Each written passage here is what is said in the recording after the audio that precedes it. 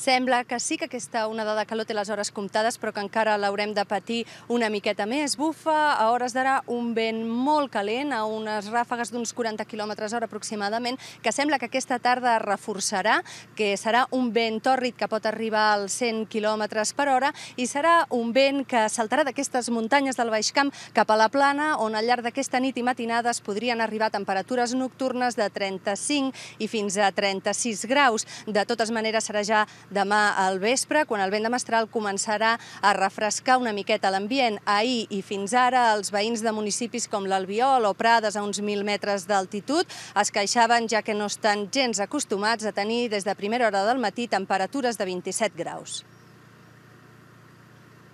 Has de portar la jaqueta i dies, ens falta la manta, ens falta la manta. I ara mira, jo hi anava en tirants, jo mai a la vida aquí en tirants. És la conversa més habitual. A Prades, a gairebé 1.000 metres d'altitud, és molt poc comú aquesta temperatura, 27 graus a les 12 del migdia.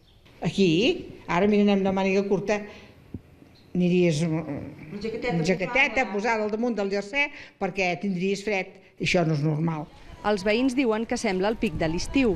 Els camps de patates, les de Prades, són d'indicació geogràfica protegida, estan sembrats de fa poc i la calor sembla que només les farà créixer una mica més ràpid. La patata està recentment sembrada, està provant de sortir ara, vull dir, de moment no l'afecta. Si això fos, aquesta calor fos d'aquí un mes, llavors sí.